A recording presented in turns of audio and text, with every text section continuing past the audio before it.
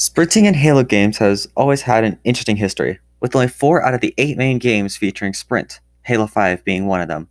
So, can you beat Halo 5 without sprinting? Here are the rules. Cutscenes do not count. It sounds kind of redundant, but you'd be surprised. And if I sprint, then I will restart from the nearest checkpoint. I won't be showing every time I sprinted because the recording is long and I'm way too lazy to track down all of the moments. But I did sprint a few times and restarted the checkpoint. I played on normal difficulty, the skulls were unaffecting, being the grunt birthday and rare dialogue. And I used score attack as well. Let's get started. Let's move. Vale, keep an ear on During the comms. first mission, I was extremely scared to sprint and was touching my joystick as light as I could. Later, I ran into an obstacle that I was worried about when I started the run. A wall.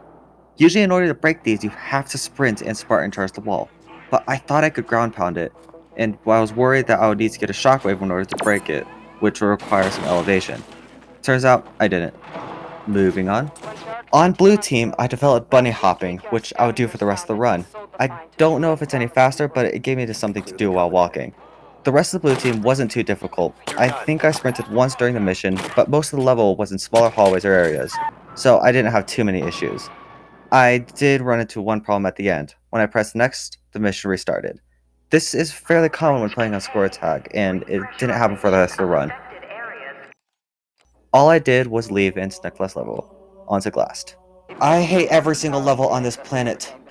I have played this campaign on every difficulty level, and Meridian was the worst place because of how long each level was and how many enemies are in these There's a levels. clear shot to a generator from up there. But I accidentally found the generator because I keep forgetting about this part, and shot it. Later in the level, I decided to skip the Scorpion because I wanted to go faster and get the level done inside the Warthog. So, on to the next level. During this mission was when I got tired of hearing the score attack ping noise.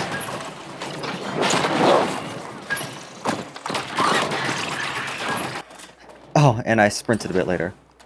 Nice job, me.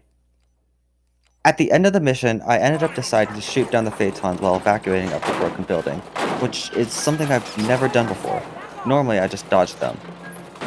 At the end of this level was a part that I was also worried about, which was running to the Pelican, because I thought that I would die before I made it unless I sprinted. But I didn't. Lucky. On to the next level. Ooh, nice assassination. And immediately sprint. Literally nothing else happened in this mission. On sourcing Helios. Not much happened in this level either. I spent most of it in a mantis, so sprinting wasn't a big issue. What is the meaning? In the next mission, I traveled through a cave to get across the shield and skip fighting a few enemies. Nothing else important took place in this mission, so I started taking on the anti-air cannons. Something I learned from playing this campaign too much is to mark the turrets for your teammates to destroy. By the time you take down all the enemies on the ground, your teammates will have destroyed all the turrets. Usually. Osiris landed on the same planet as Captain Chief and team, Spartan J. but once again, I spent most of the level in a Scorpion and then in a Wraith. The next level, my aim was off, so I struggled there. I spent most of my time on moving platforms. Later, during the triple Warden fight, I decided to skip it, but the way I usually do it was much harder since a lot of it relied on sprinting. I know there are other ways to skip this part, but I don't know how to do them. So I struggled for a bit, but I managed to get it after a while. And finally, the last level. It wasn't too hard. At least compared to Legendary. Man, that defense section sucked. So yes, you can beat Halo 5 without sprinting. Halo 5's movement system is very different from the other Halo games. A lot of the changes encourage sprinting, meaning that the maps in this campaign are very large.